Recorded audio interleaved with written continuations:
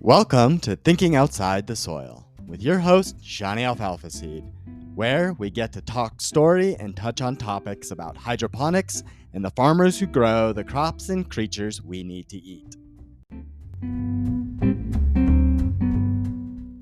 Good morning, and hello from Blooming Health Farms, and thank you for being with me on this beautiful day. It is early summer here in Colorado, and for us, that means that our agricultural season is ramping up. The farmers market is becoming more popular.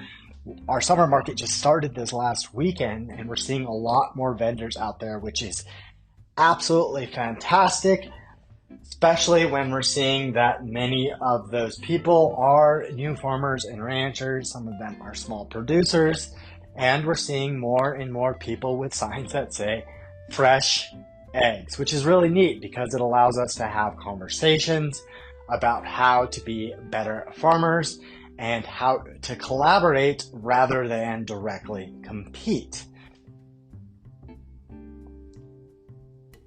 One of those conversations that I get to have often with those that have an egg-laying operation is, hey Sean, what do I do with my roosters if I'm not breeding, if I don't want to have to candle my eggs and deal with those fertile eggs?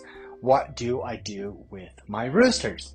Now, we believe here that the roosters are an inevitable part of a chicken farm ecosystem. So you're going to get roosters when you have chickens, and it can just happen incidentally or consciously, meaning that oftentimes for those of us that are new or small scale or just getting into different avenues of chicken farming, we end up with a rooster, and that rooster typically, historically, has been overlooked or ignored in the agricultural systems, specifically from the public perception. You know, as people who raise chickens, we quickly get to ask ourselves the same question: what do we do with the roosters? So here at Blooming Health Farms, we actually put our roosters on a couple different paths. Now, if you are interested in becoming a vertically integrated chicken farm, I suggest you do both paths.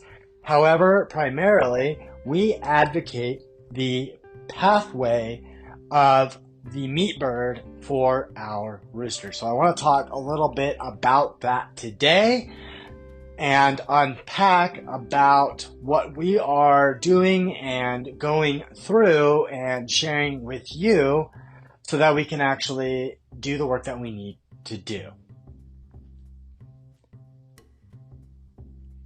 Now, one of the most popular episodes on Thinking Outside the Soil on this podcast is our episode about broilers, about raising chickens as meat birds. And I speak very pointedly about the power of using our hydroponic sprouts to finish off broilers faster, to get them to market sooner, having a better quality bird that is just healthier and happier and more cost effective than doing it just with conventional feed or with pasturing.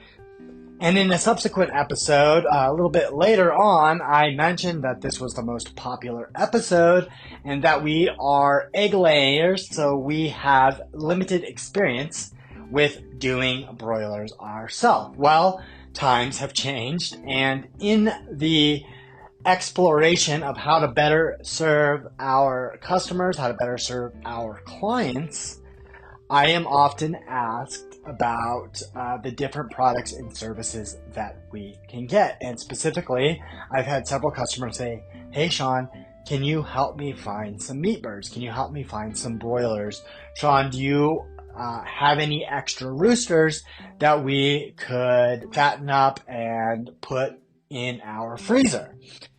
So, as I've been fielding these questions amongst many others, I decided to get a few of us together, place an order for some broilers and serve them, and then simultaneously satisfy the nerdy side of me that needs to see the results of doing a feeding trial. So we are actually going to conduct a miniature feeding trial with our broilers. Now, I recently purchased 30 broilers, 30 jumbo Cornish hens from Cackle Hatchery, and they arrived on June 10th. And the recording as of today is June 16th, and this is anticipated to go out here on the 18th. So I am going to do my best to give you a real-time view and update of our progress. So I purchased 30 of these jumbo Cornish hens. Now, these are the traditional birds used in the meat industry. These are the traditional birds that you would find when you go to the grocery store. Many producers out there raise the jumbo Cornishes because they are a proven industry, because they're proven in industry. Now, this being my Now, I've mentioned that my experience with raising meat birds is limited, though the experience with raising thousands of chicks from hatching to maturation, from the time they are born to the time that they can lay an egg, offers a huge advantage over having never raised a chicken at all. So there is some translation, there is some translatable skills, if you will, that I'll get to use. And for context, my real first venture down the commercial production avenue was by dating a lady who was building a coop and raising a few broilers by herself, and I got to do that myself. So this is my next attempt here to do what we're going to do. I've got 30 birds, and so we're going to take these birds that I've purchased and distribute them out to our customers who already placed an order. So for example, I ordered a dozen of them to go to one of our customers who buys our pastured perfect layer. She actually got a goose from us, and we're talking about hatching goose eggs. That's for another conversation.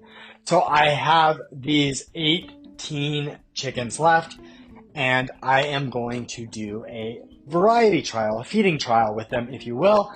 Now, what I'm going to do is have these two groups of chickens eating differently. So chickens are going to be fed fodder ad libitum, which means that we're going to let them free eat, and they're going to have access to a rationed amount of layer pellets and full-time access to the water. I'm going to measure the amount of water that they use, and then measure the total amount of feed consumption from all of the hens. Now, that's group one. Group two, which we would call our control group, is going to eat a diet of 100% kibble. The experimental group is going to eat a diet of 50% hydroponic fodder. We are going to feed the experimental group 50% chicken crack and 50% of our New Country Organics pastured perfect layer feed. Sorry, pastured perfect starter and grower feed. These are not layers. And then we are going to compare the results. Now, my hypothesis, as I proposed in the last few episodes, is that these chickens eating the hydroponic fodder regimen will be able to get to market faster, and we will be able to do it cheaper. So those are my two primary suppositions for this.